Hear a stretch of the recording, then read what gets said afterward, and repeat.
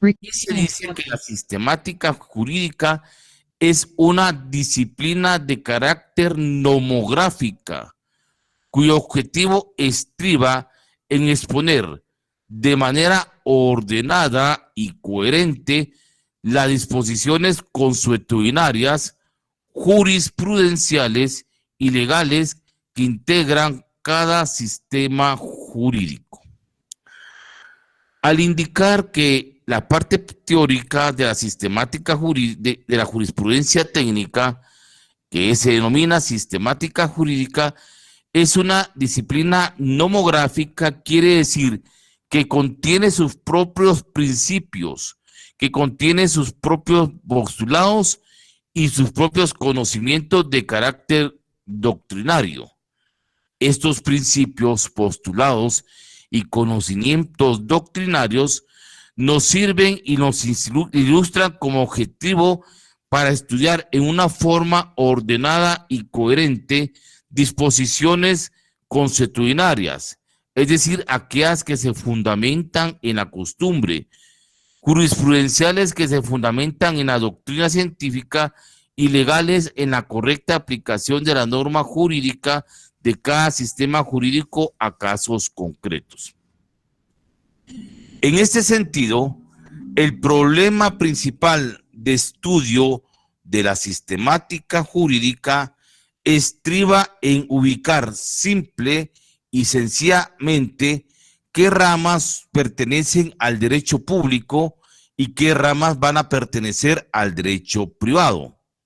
Quiere decir que lo que nos trata de identificar la sistemática jurídica es que podamos diferenciar tradicionalmente qué ramas del derecho son del área de derecho público y qué ramas del derecho son del área del derecho privado.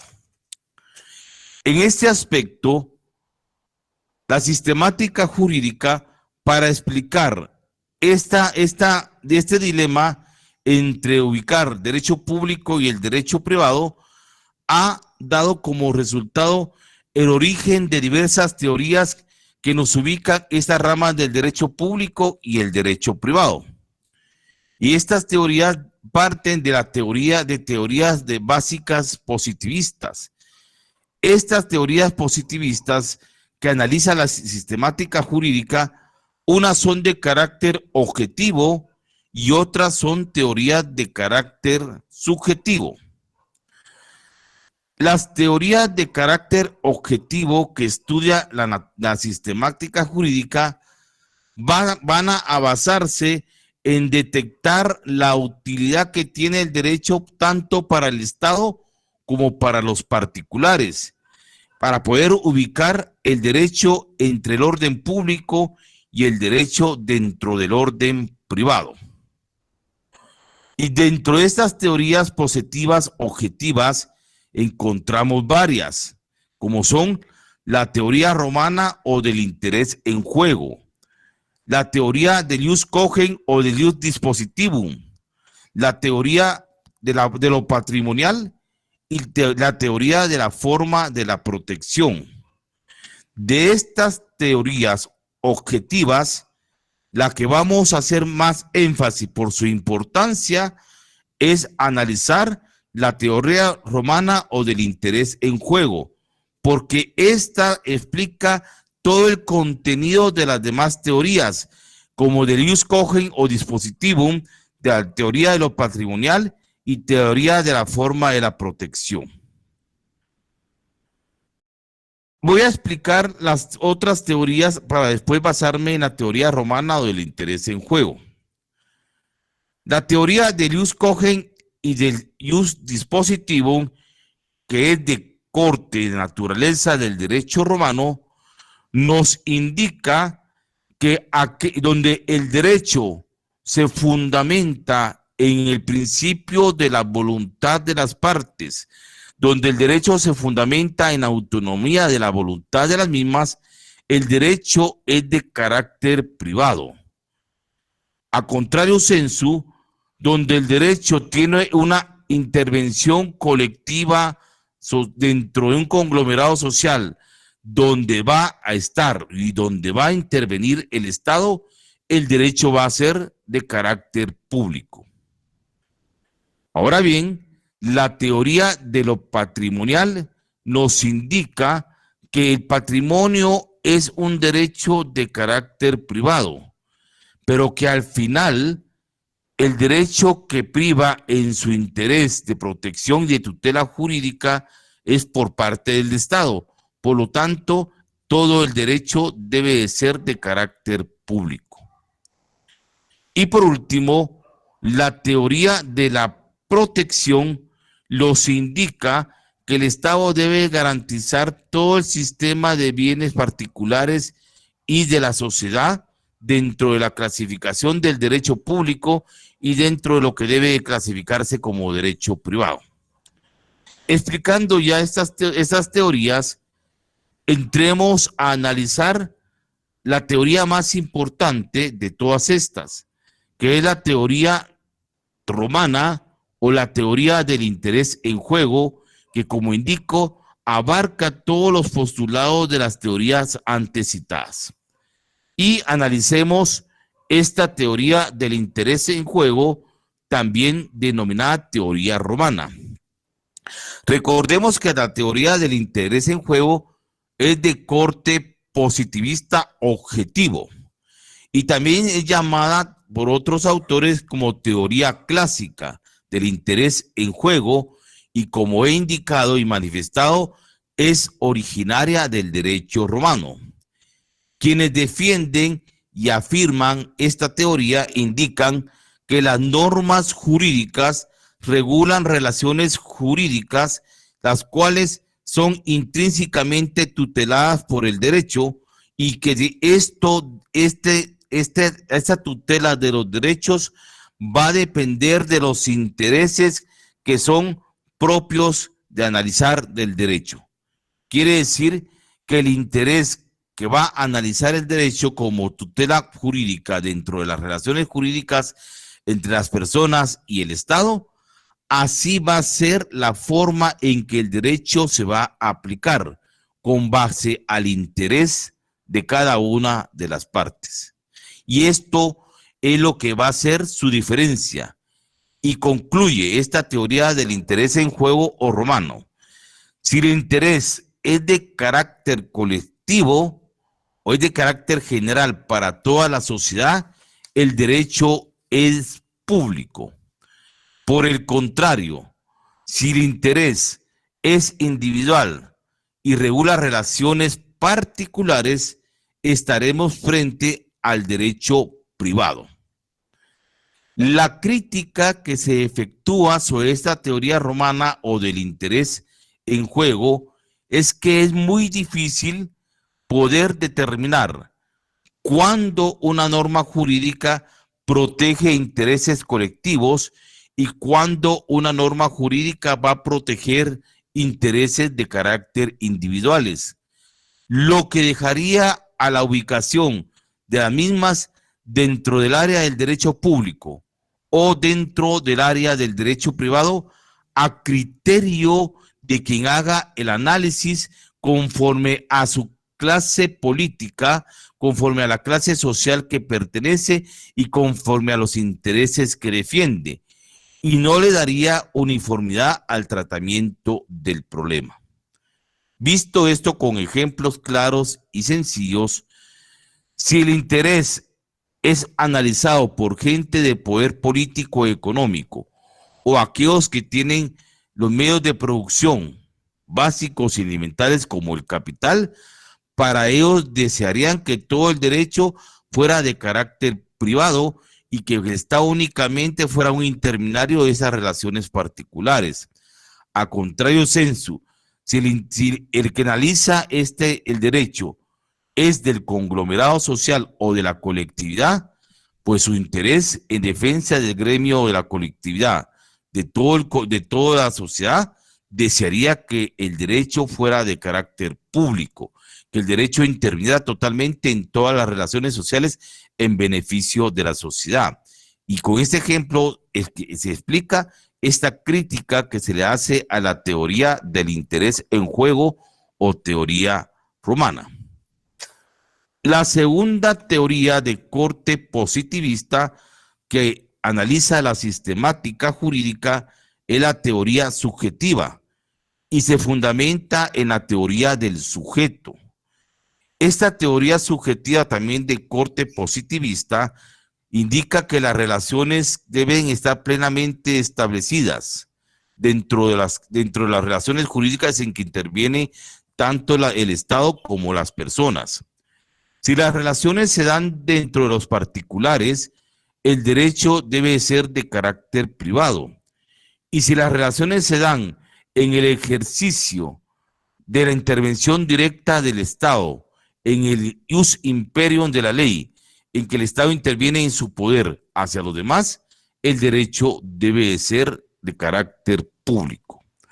Dentro de estas teorías subjetivistas de la sistemática jurídica, tenemos la teoría de la naturaleza de la relación o también denominada del ius imperium. Tenemos otras subteorías como la teoría negativista, la teoría de Roguin, la teoría de Nicolau y la teoría tripartita. Vamos a dejar en su análisis en última instancia la teoría de la naturaleza de la relación o del ius imperium, que es la teoría más importante para su comprensión de esas teorías subjetivistas y las demás se derivan del análisis de la que indiqué. La teoría de negativa que defiende Hans Kelsen dice que no debe existir una clasificación dentro del derecho público ni dentro del derecho privado. Y concluye que el derecho individual de las personas es un derecho de protección de interés colectivo de la sociedad y por tanto este derecho debe ser regulado por el Estado. Todos los intereses individuales y colectivos son regulados por el Estado y no existe clasificación dentro del derecho público ni derecho privado. La teoría de Roguin, como teoría subjetivista, indica que el derecho regula actos públicos y regula actos privados, que siempre van a estar bajo la tutela de un ordenamiento jurídico que es creado por el Estado. La teoría de Nicolau indica que el derecho debe ser analizado dentro de un corte de carácter político por su naturaleza jurídica. Esta teoría de Roguin es del régimen nacional socialista, por eso su pensamiento de corte político, y dice que ningún fenómeno de la vida privada o pública es ajeno bajo control del Estado. Quiere decir que el Estado debe de concentrarse a regular todas las relaciones privadas o públicas exclusivamente por el Estado como un ente político de un pensamiento nacional socialista. Y, por último, la teoría tripartidista nos indica que con el avance de la ciencia, del conocimiento y la tecnología, el derecho debe ir avanzando más a proteger los intereses de la colectividad, de los intereses de la sociedad, y que el Estado debe plasmarse en garantizar el bien común para todos sus habitantes. Esta teoría tripartita nos indica en la creación de una tercera rama del derecho social, por la proyección y la protección que tiene más amplia hacia el beneficio de toda la sociedad, del todo conglomerado social. Y trata de ubicar dentro de estas ramas del derecho social al derecho del trabajo, al derecho agrario, al derecho de familia, al derecho de la seguridad social, el derecho ambiental y el derecho de los consumidores. Teoría que yo comparto en ese sentido porque va hacia una proyección mayor de la sociedad. Aunque esta teoría contiene también sus detractores que indican que el derecho, aunque sea social, siempre va a ser de carácter público. Efectivamente, pero la proyección en su análisis de beneficio para toda la colectividad, ese es el avance que nos ha dado el derecho público actualmente. Y sobre eso lo vamos a referir más adelante. Ya explicando estas teorías negativistas de Rubin, de Nicolau y la tripartita, que encierran el espíritu formal de la teoría de la naturaleza de la relación o del ius imperium, entraré a analizar concretamente esta teoría de la naturaleza de la relación.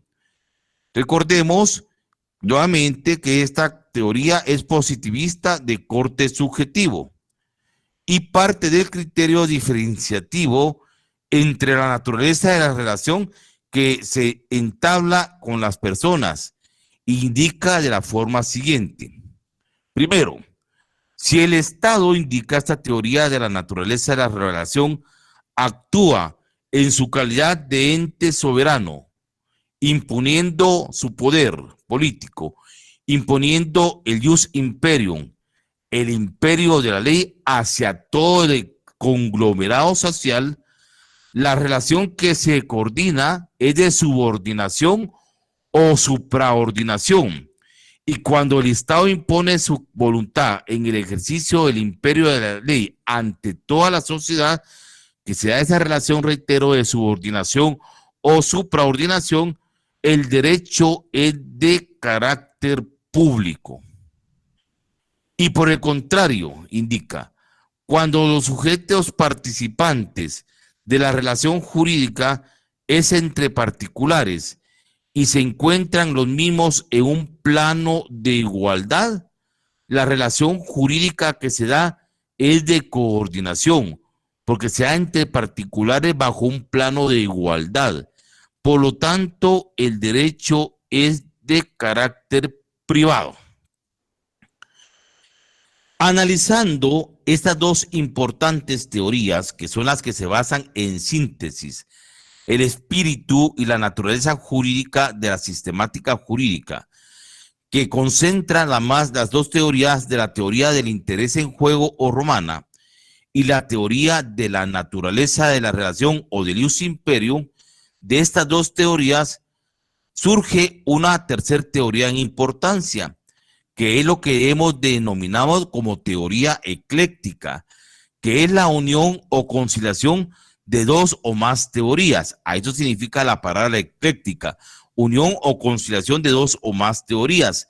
Y aquí esta teoría ecléctica trata de unir el pensamiento jurídico de la teoría del interés en juego o romana y del pensamiento jurídico de la teoría de la naturaleza de la relación y del ius imperium, y la sintetiza de la forma siguiente, que indica que no puede hablarse de derecho público o de derecho privado unilateralmente, sino por el contrario, debe tomarse como punto de partida el interés y la calidad con que va a actuar el Estado. O sea, dice que el punto de partida es el interés en juego y la calidad en que actúa el Estado. Así debe de analizarse la clasificación dentro del derecho público y dentro del derecho privado. Y partiendo de esta teoría ecléctica, surge una clasificación tradicional para ubicar qué ramas del derecho son públicos y qué ramas del derecho son de carácter privado. Dentro de las ramas del derecho público tenemos al derecho internacional público, al derecho penal, al derecho del trabajo, al derecho agrario, el derecho constitucional, el derecho procesal, el derecho administrativo, el derecho tributario, entre otras ramas del derecho. Y dentro del campo del área del derecho privado solo tenemos tres ramas del derecho. Tenemos al derecho internacional privado, al derecho civil y al derecho mercantil. Esto es muy básico de poderlo comprender. Si ustedes analizan, solo tres ramas del derecho son de carácter privado. Y las ramas del derecho privado, dentro de esta clasificación tradicional, solo ubica al derecho internacional privado, al derecho civil y al derecho mercantil. lo que nos indica que todas las demás del derecho están clasificados dentro del área del derecho público. Si ustedes miran en su libro de conceptos jurídicos fundamentales de introducción al derecho 2, en la página 106, al final está este cuadro, si lo están analizando, 106, este cuadro, donde está la clasificación entre derecho público y de derecho privado. Lo que él ha indicado, que este cuadro nos sintetiza qué ramas son del derecho público, ahí lo tenemos ejemplificado, como dice el derecho internacional público, derecho penal, derecho del trabajo, derecho agrario, derecho constitucional, derecho procesal y administrativo. Y dentro del área del derecho privado está el derecho internacional privado, derecho civil y mercantil. Ahí tenemos la clasificación doctrinaria actual de las ramas que pertenecen al derecho público y al derecho privado. Haciendo esta observación, hablaré nuevamente de la clasificación de esa teoría tripartita, que nos hace una tercera clasificación de qué áreas pertenecen al derecho social, y les expliqué por la tendencia al desarrollo del pensamiento jurídico del derecho, de la ciencia y el avance de la tecnología y la proyección que el derecho debe tender más allá en beneficio de la sociedad, de la colectividad, por los intereses y por la mayor proyección social de todos los habitantes. Y si ustedes desean, coloquen al final de esa clasificación, de ese cuadrito, en medio o a la par, donde dice derecho público y derecho privado, abajo coloquen y escriban derecho social. Este derecho social es una tendencia que tiene más de 100 años de estar en vigencia en los países europeos, en el avance de las relaciones sociales de producción y en el avance de un derecho social más equitativo y más igualitario para toda la sociedad, para todos los habitantes de sus países, y lo sustraen del derecho público y le dan un rango mayor de proyección social para todos los habitantes. Y dentro de estas ramas del derecho social pueden anotar ahí como título derecho social, dos puntos, derecho del trabajo, derecho agrario, derecho de familia, derecho de seguridad social,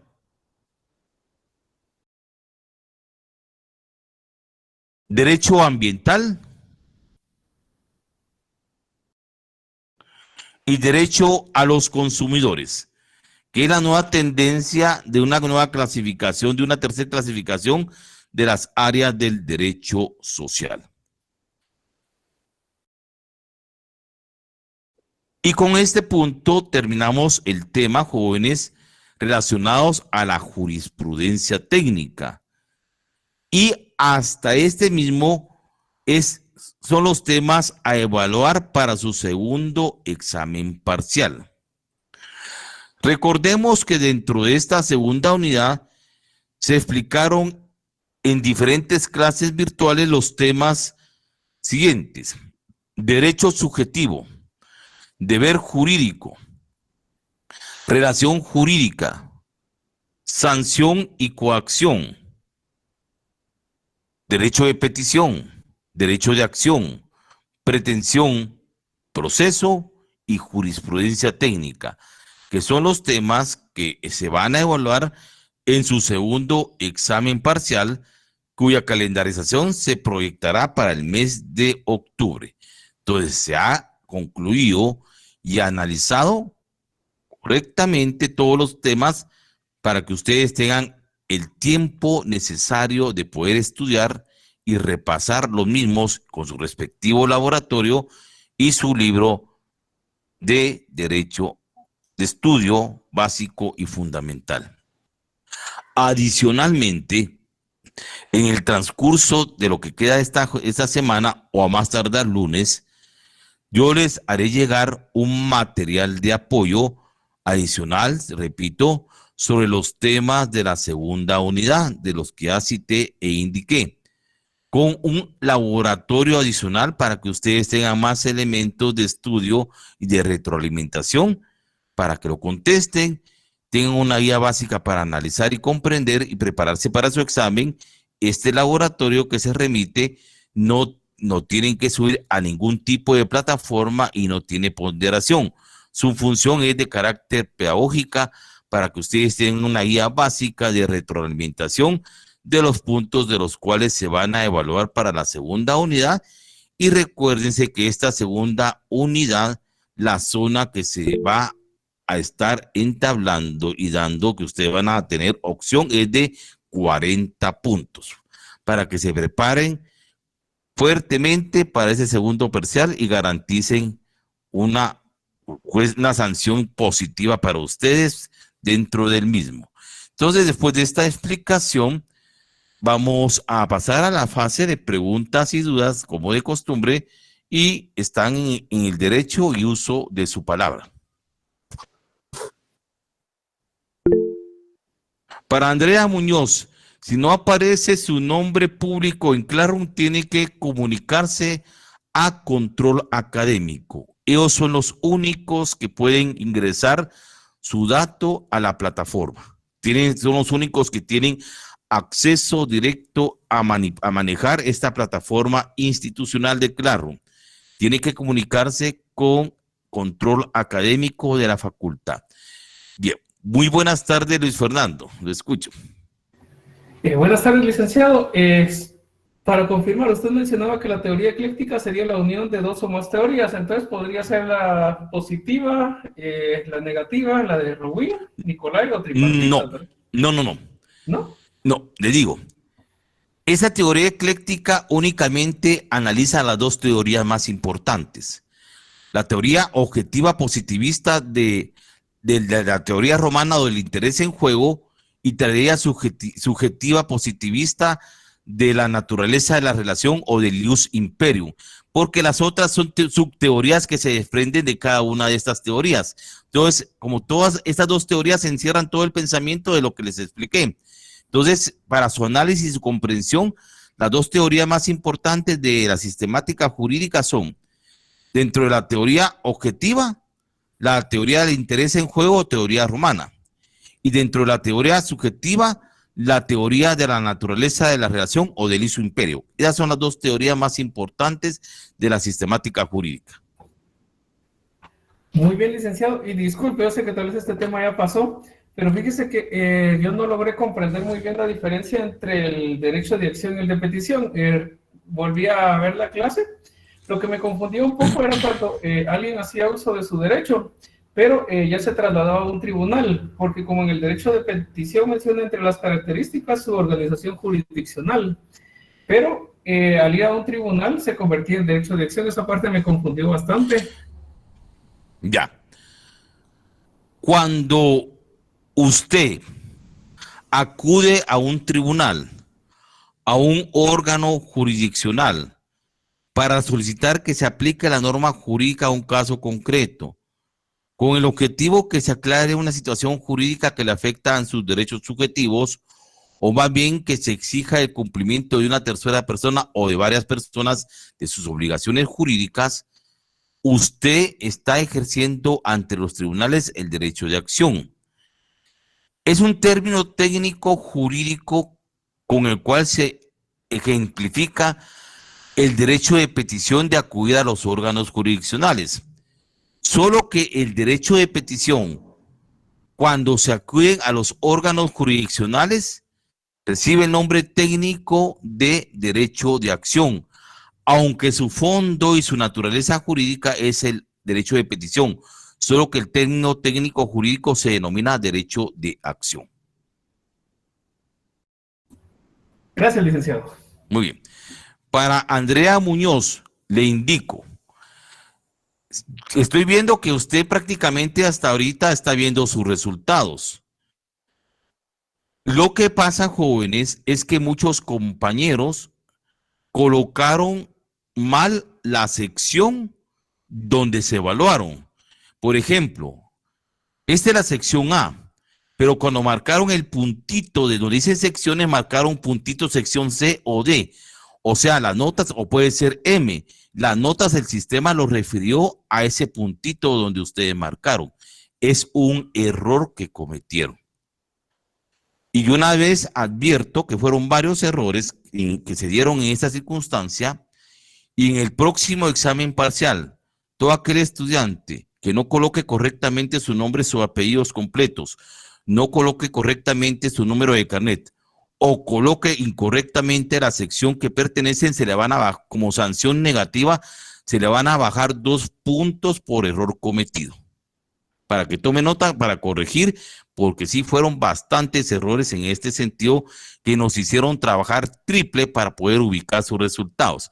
Para Andrea Muñoz, por favor, comunique con el administrador de la sección A, de sus datos completos, sección y número de carnet para ver dónde podemos ubicar su resultado. Y vamos a ver que usted cometió un error y que colocó otra sección diferente y ahí va a aparecer su nota para hacérsela trasladar, por favor.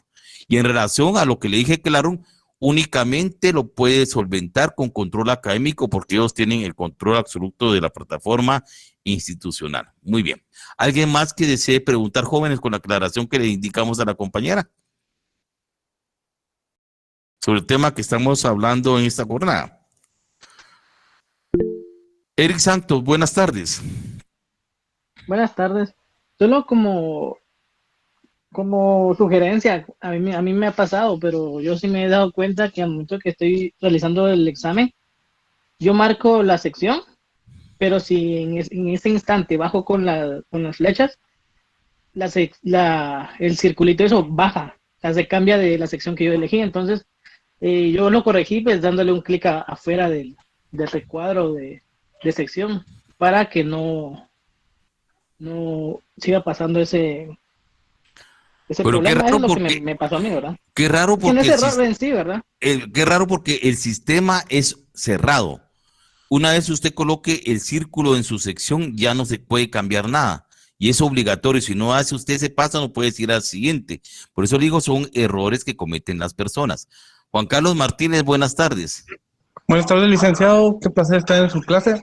Fíjese que lo que decía el compañero Eric Santos también suele suceder con las preguntas. Cuando usted coloca una respuesta y baja con la flechita, automáticamente cambia la respuesta. Eso sí, a mí también me pasó. Pero qué raro porque el sistema está prácticamente diseñado para que no cometa esos errores. Entonces vamos a revisar, pero no creo que sea problema de la plataforma, que fue la forma tal vez en que ustedes contestan su prueba. Luis Fernando Ordón. Sí, buenas tardes. Entonces ya identifiqué la causa de todas las malas que tengo. Es muy difícil que pase eso, compañero. Es muy difícil, compañero, que pase, porque todo ese sistema, el sistema los tiene bien estructurado, bien estructurado. Es más, no se pueden cometer esos errores. Muchas veces es por la forma en que ustedes agarran el cursor o el mouse, puede ser que haya existiera alguna circunstancia. Perdón, solo para comentar al respecto. Fíjese que sí, ese puede ser error de uno, porque lo que sucede es de que uno en la emoción del examen a veces selecciona, por ejemplo, la sección, y comúnmente lo que hace es bajar con el scroll y sigue a la siguiente, marca y sigue a la siguiente. Pero así como decía Eric, si uno elige, y lo más sano es darle un clic fuera de la pregunta para que ya el formulario ya identifique que ya no va a hacer ningún cambio, porque si uno solo le da clic y luego con el scroll baja, digamos que a la siguiente pregunta, y es donde pasa eso, que uno puede equivocarse y resulta que le marca otra sección, pero es cuestión solo de tener el debido cuidado, nada más. Bueno, gracias, Fernando. Entonces es un problema de la forma en que se manipula el cursor. Michael Velázquez, buenas tardes. Buenas tardes, licenciado. Yo solo tengo una consulta con respecto a las técnicas jurídicas. Es como, lo comprendo como una aplicación, así como la Constitución de la República, ¿verdad? Para los guatemaltecos se podría indicar. Las técnicas jurídicas, pero esa es la parte de la tercera unidad, la técnica. Usted me está hablando de la técnica forense, la técnica jurisdiccional, la técnica legislativa, la técnica de investigación jurídica. ¿De eso me está hablando? Exactamente, Eric. Eso es, mire, Esos son procedimientos o reglas que cada persona que estudia derecho debe de aplicar. Son las formas de clasificación, lo que estudia y comprende la técnica jurídica, que según ya comenzamos con esos son temas de la tercera unidad. La técnica forense lo que explica es las reglas y procedimientos que los profesionales del derecho deben de regir en la forma de aplicar el derecho a casos concretos. La técnica jurisdiccional o judicial son las normas o reglas de procedimiento que los jueces deben de establecer al momento de dictar y resolver conforme a derecho. La técnica legislativa son reglas o procedimientos que los legisladores deben de tener presente al momento de crear la norma jurídica o crear el derecho. Y la técnica de investigación jurídica son estudios sistematizados teóricos que los juristas realizan al efecto de la sistematización del derecho a casos concretos. O sea, son técnicas o reglas de procedimiento, pero eso lo vamos a ver en la tercera unidad cuando comencemos el día martes. Ok, perfecto, gracias, licenciado. Muy bien. Juan Carlos Martínez y Luis Fernando. Perdón, Lick, ahorita sí, tomando la clase, usted nos mencionó sobre el derecho social, que en el derecho social nos dijo que está el derecho de trabajo, derecho agrario, y me perdí en esas dos, y ahí puse derecho ambiental. Derecho de trabajo. Voy a indicarlo. Ajá. Está, dije, el derecho agrario, el derecho del trabajo o derecho laboral, el derecho de familia, el derecho a la seguridad social, el derecho ambiental y el derecho a los consumidores. ¿Estamos? Gracias, Lick. Bien. Luis Fernando. Sí, Lick, solo una pequeña duda de derecho, tal vez no es directamente con la clase de hoy, pero, por ejemplo, en materia administrativa y posterior jurisdiccional, en X caso, la administración pública está interpretando una norma de la ley de una manera que en algún momento le puede causar duda en ese caso a una persona, y la persona en una resolución puede impugnarla hasta llegar a contencioso administrativo y posteriormente, por ejemplo, en contencioso administrativo, el tribunal le da la razón a la persona, pero aún así tal vez esta entidad del Estado todavía recurre al recurso de casación porque considera que tiene la razón. Sin embargo, en casación la Corte Suprema falla e indica que hace una interpretación de la norma e indica cuál es la aplicación correcta o la interpretación correcta, ¿verdad? En ese sentido falla a favor de la persona. Eso no se considera jurisprudencia. ¿Cómo se conoce eso cuando, por ejemplo, yo, parte de la administración pública, por ejemplo, tengo un criterio o una interpretación de una norma y yo lo aplico, pero resulta que yo ya tengo conocimiento que hay un fallo de Corte Suprema de Justicia que me da un lineamiento de cómo se debe interpretar esa norma? ¿Y cómo se le conoce a eso? Por economía procesal, lógicamente se debería atender lo que dice la Corte para no ir en una línea equivocada e interpretar la norma, ¿verdad? Pero ¿cómo se conoce a eso de cuando un tribunal ya ha tomado un criterio en determinado caso? Eso sería un precedente, pero que no es vinculante, es referencial. Ya un precedente no vinculante, o sea, se considera vinculante, digamos que si en algún momento... Cuando son únicamente lo vinculante es la doctrina legal, los 5 fallos que es en materia civil. Pero en esos casos solo son referenciales, son precedentes, son criterios que pueden ilustrar la forma de una interpretación de la norma jurídica, pero que no obligan al juzgador a fallar en ese sentido, solo para ilustrarlo. Bueno, pero en caso de, digamos que esa entidad de la administración pública que le sirve como referencia a ese fallo. Como referencia para no cometer ese error porque sabe que la Corte le va a responder de la misma forma. Exacto, entonces esa entidad del Estado debería de apegarse a esa referencia de la Corte, tomando en cuenta que hay una interpretación. Son criterios, hay una interpretación, criterio que le ilustra que debe de interpretar correctamente la norma jurídica. Bueno, gracias, mi hermano. Para servirle. Michael Velázquez. Sí, licenciado, me surgió ahorita otra duda con respecto a las teorías, ¿verdad? tengo la duda de por qué se basaron en varias teorías. Es conforme a los pensamientos jurídicos de los estudiosos de derecho. Recuérdense que son corrientes de una época en un lugar determinado. Conforme al proceso histórico de la evolución del derecho, estas teorías fueron surgiendo. Recuerden que incluso hay una teoría de social nacionalista, de política de la Alemania nazi, ahí también la de prácticamente esta teoría de Nicolau.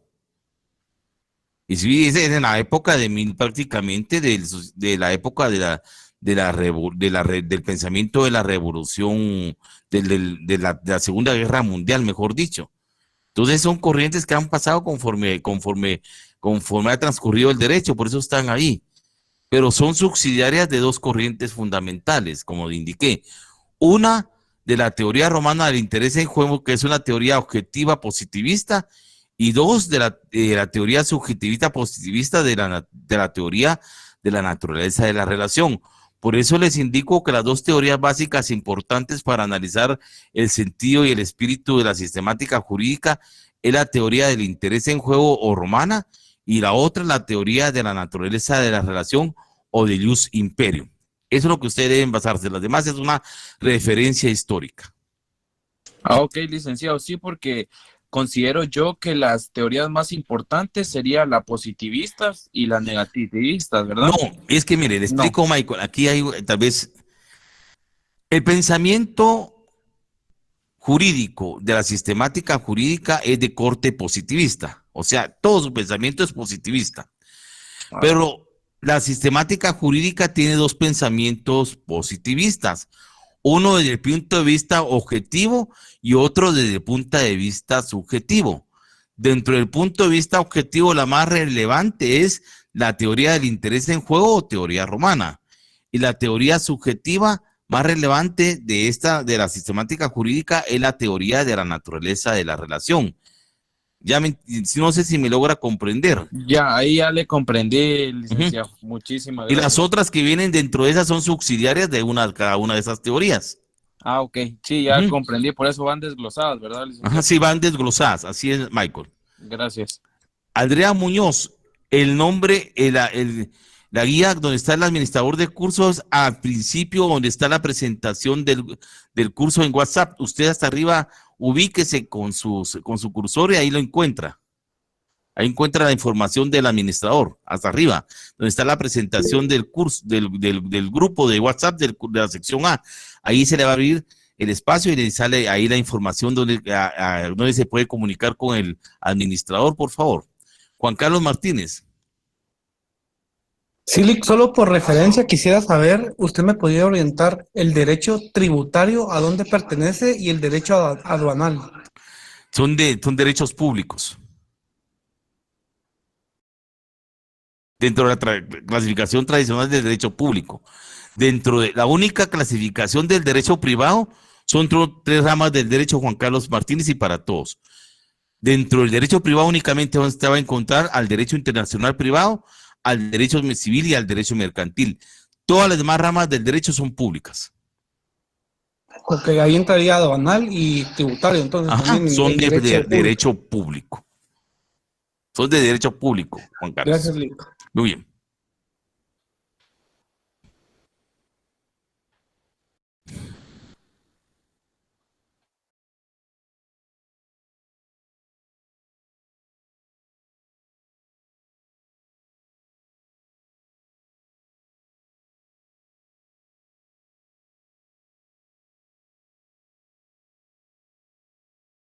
Silic, perdón, solo para que quede claro, la teoría eléctrica entonces sería la teoría romana, Ecléctica. ecléctica, perdón, Ecléctica. Es la unión de las dos teorías. La unión o teoría conciliación romana. de la teoría del interés en juego y la teoría de la naturaleza de la relación. Gracias, Silic, que estoy haciendo apuntes en el libro. Muy bien.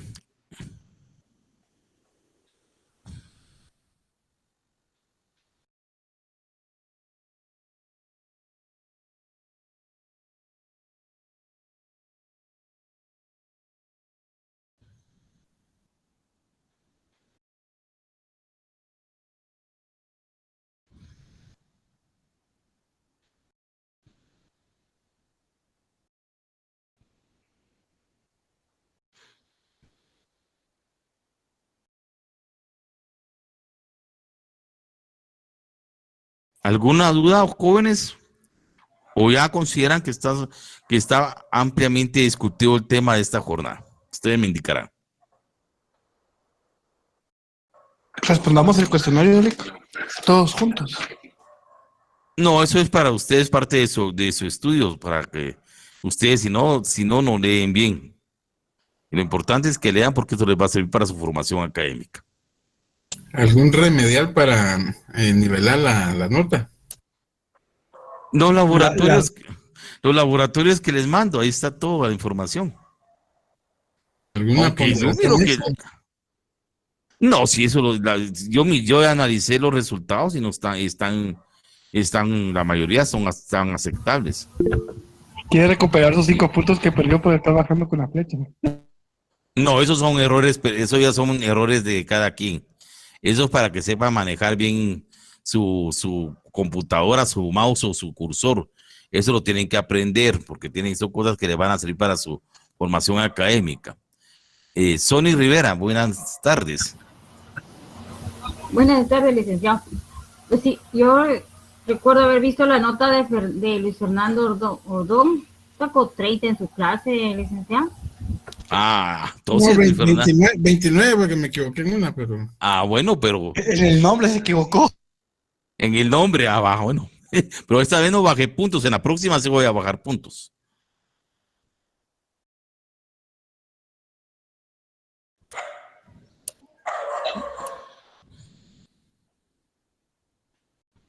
En lo que son las 7, podríamos seguir con el tema de Zuni que quiere demandar por pensión alimenticia. Ay, no, pues ya no la molestemos, pobrecita. Malo, Milik, de veras. ¿Por qué malo? No me supe explicar, no me supo entender. ¿Qué pasó?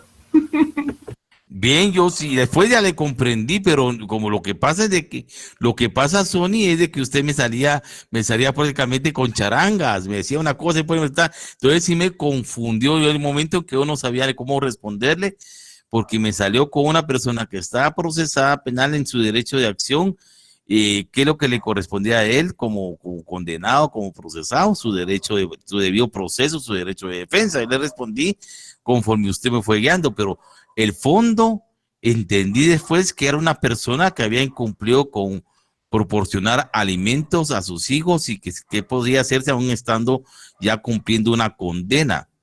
Entonces, ahí habían dos aristas. Si nunca fue demandado en un juzgado de familia, y si se demanda y no tiene capacidad económica, el juez no le puede fijar una pensión alimenticia porque el informe de la trabajadora social le va a indicar que por estar cumpliendo una condena no tiene medios para prácticamente poder proporcionar la misma. Ahora bien, si él antes de entrar a prisión celebró un convenio de alimentos ante el juez en junta conciliatoria o fue producto de una sentencia y no cumplió con sus menciones alimenticias atrasadas, entonces ahí sigue un procedimiento de ejecutar esas pensiones de alimenticias en la vía de premio por parte del juez que las decretó, y si no cumple con ese pago, entonces va a certificarlo conducente al Ministerio Público para que inicie la investigación y persecución penal por el delito de asistencia económica. Y si no cumple con eso, aún estando preso, pues se le agregará otro delito, cumplimiento de la condena. Eso es lo que indica la ley. Milik, pero ahí a su defensa, o sea, del sindicado, si igualmente demuestra que él no tiene... Pero fueron obligaciones adquiridas antes de entrar a prisión. Y si demuestra, como usted mismo lo decía, de que no tiene... Pues se le agregará porque el problema es que él tuvo que cumplir las pensiones que no pagó cuando estuvo en libertad. Cuando estuvo en libertad. Es que la sanción, ese es el efecto jurídico de la sanción. La consecuencia jurídica del deber jurídico incumplido. Y como esa consecuencia jurídica fue cuando él, aún gozando de su libertad, se hizo toda clase de loco, no cumplió con sus obligaciones alimenticias, la sanción es así. Hay un principio, un aforismo jurídico que indica lo siguiente en latín: dura lex, sed lex. La ley es dura, pero es la ley. Así es el principio de la coercibilidad de la norma jurídica, Sonia. Ahora bien, si yo me pongo del lado de él, si yo lo defiendo, ¿qué defensa podría tener? Si es por negación de asistencia económica, aunque usted baje el santorial, hay un principio básico que para poder solventar el problema de delitos de negación económica, el alimentista que se encuentre procesado por ese delito debe garantizar las pensiones alimenticias atrasadas, garantizar las pensiones alimenticias presentes y las pensiones alimenticias futuras. Es la única forma de quitarse la soga al cuello. De lo contrario, tiene que cumplir su condena.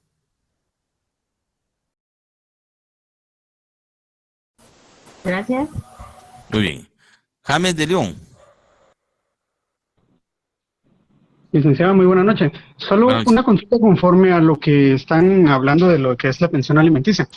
Si una persona, o sea, quien le pasa pensión a sus hijos, tiene, pongámosle que tenga 4 hijos, ejemplo.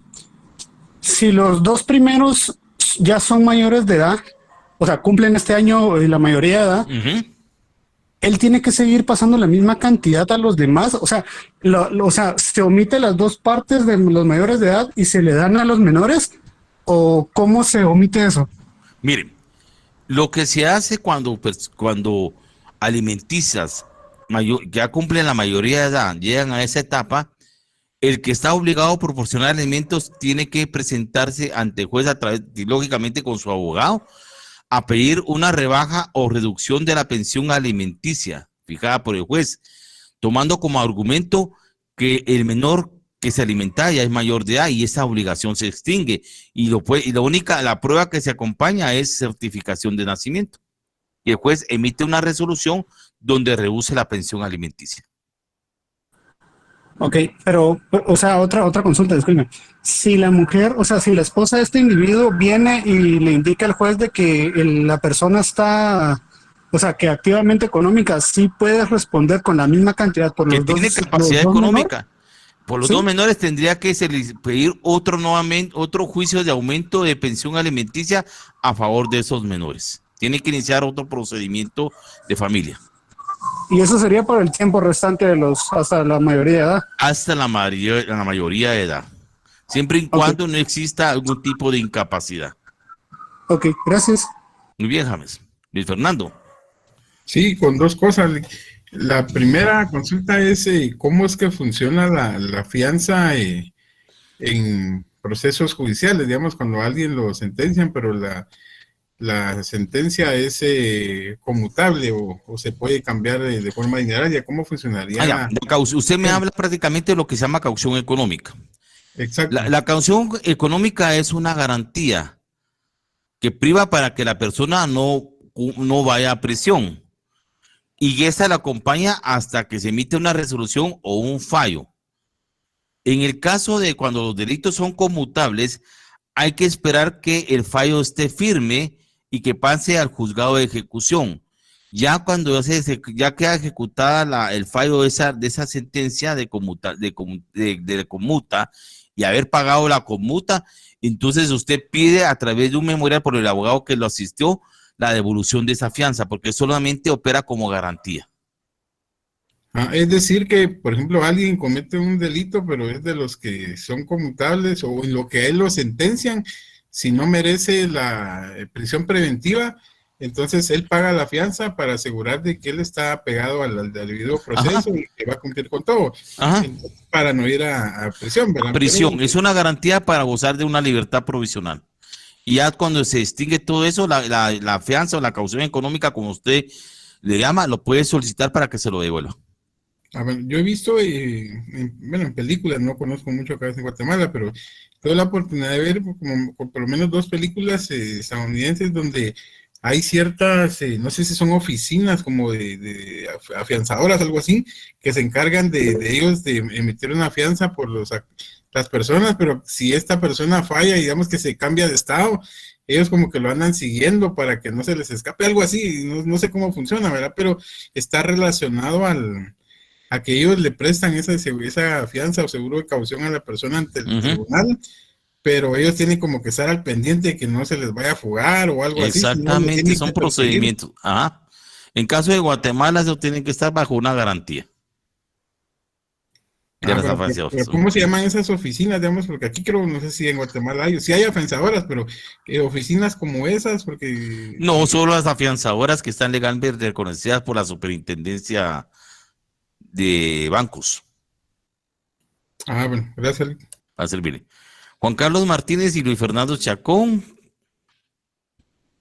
Lick, perdón, ¿será que me puede aclarar una duda que tengo? Es referente, mire, pues yo hace un par de años, 2 años, tuve un accidente vehicular y por no irme a prisión, pues tuve que pagar una coacción económica. Entonces, yo ya terminé el proceso, pero nunca fui a recoger ese dinero.